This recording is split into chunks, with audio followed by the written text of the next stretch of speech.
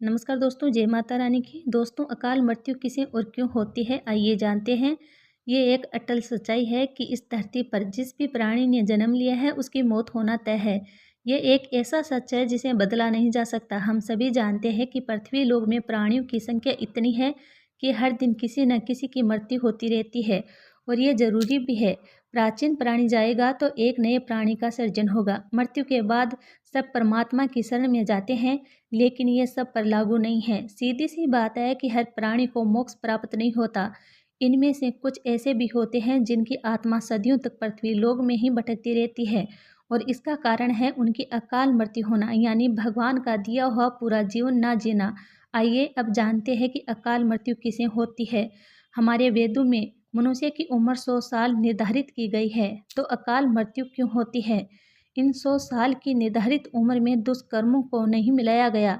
मतलब इंसान की मृत्यु तभी होती है जब उसके पास धर्म कार्यों के लिए शक्ति नहीं होती या फिर उसका शरीर उसे धर्म कार्य करने की इजाज़त नहीं देता, अर्थात वह धार्मिक कार्य करने के लायक नहीं रहता। इसे अलग जब कोई व्यक्ति अपनी इच्छा से धार्मिक कार्यों को त्याग देता है तो पृथ्वी पर उसके जीवन की अवधि कम हो जाती है। यानी इंसान की उम्र भले ही 100 साल की हो, लेकिन अपने कर्मों के कारण वह अपनी उम्र को खुद ही कम करता चला जाता है, जिस कारण व्यक्ति की अकाल मृत्यु हो जाती है। अब जानिए अकाल मृत्यु के बाद आत्मा का क्या होता है। भगवान श्री विष्णु जी गरुड़ पुराण के माध्यम से ये बताते हैं कि मनुष्य के जीवन के 7 चक्र निश्चित होते हैं। जो मनुष्य इस चक्र को पूरा नहीं कर पाते, ऐसे में वह मनुष्य अकाल मृत्यु को प्राप्त हो जाते हैं।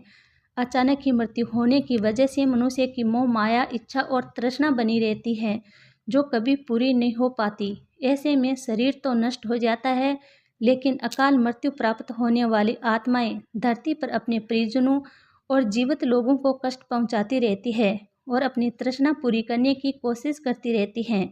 गरुड़ पुराण के अनुसार प्राकृतिक मौत से मरने वाले मनुष्यों को 41 दिन में दूसरा शरीर प्राप्त हो जाता है। इसके विपरीत अकाल मृत्यु को प्राप्त व्यक्ति भूत प्रेत पिशाच कुष्मांडा ब्रह्म राक्षस बेताल और छत्रपाल योनि में भटकता रहता है। उनकी आत्मा को जल्दी से शांति नहीं मिलती। गरुड़ पुराण के अनुसार अकाल मृत्यु में आत्महत्या को सबसे निकृष्ट माना जाता है। आत्महत्या को हमारे हिंदू ग्रंथों के अनुसार सबसे घिनौना कृत्य बताया गया है। भगवान श्री विष्णु जी गरुड़ पुराण में आत्महत्या को ईश्वर का निरादर करना और अपमान करना कहा है।